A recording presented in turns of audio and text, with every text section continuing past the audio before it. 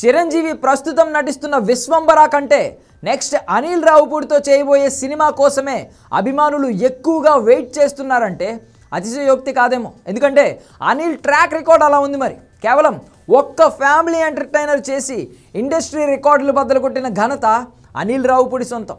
సంక్రాంతికి వస్తున్నాం సినిమా తర్వాత అనిల్ రేంజ్ చూస్తుంటే మిగిలిన దర్శకులకు భయమేస్తోంది. రిస్క్ తీసుకోడు, కొత్త కథల వైపు వెళ్ళడు, 100 కోట్ల బడ్జెట్ పెట్టించడు.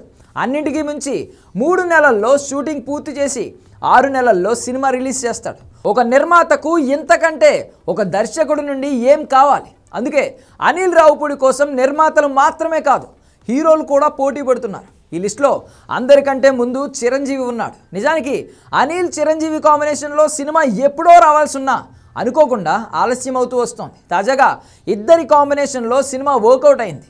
మే నుంచి షూటింగ్ కూడా మొదలు కాబోతుంది. అయితే హీరోను బట్టి కథ రాసుకునే అనిల్ చిరంజీవి కోసం ఎలాంటి కథ సిద్ధం చేస్తున్నాడు అనే ఆసక్తి అందరిలోనూ ఉంది.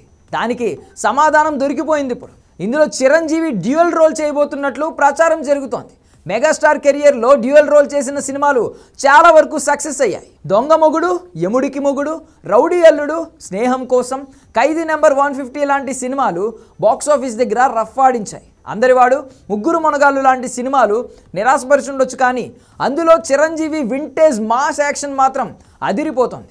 అందరివాడు సినిమాలో గోవిందరాజుల క్యారెక్టర్ ఎప్పటికీ చూసి నవ్వుకుంటూ ఉంటారు ఫ్యాన్స్. ఇప్పుడు అనిల్ రావుపూడి కూడా చిరంజీవితో ఇలాంటి డబుల్ డోస్ ప్లాన్ చేస్తున్నాడు. అందుకే ఆ మధ్య ఒక ఈవెంట్కి వచ్చినప్పుడు కూడా అనిల్ తనకు కథ చెప్పినప్పుడు రౌడీ అల్లుడు, దొంగ మొగుడు లాంటి సినిమాలు గుర్తుకు వచ్చాయని చిరంజీవి చెప్పాడు. ఈ లెక్కన అనిల్ సినిమాలో కూడా చిరంజీవి డ్యూయల్ రోల్ కన్ఫర్మ్ అయిపోయినట్లే.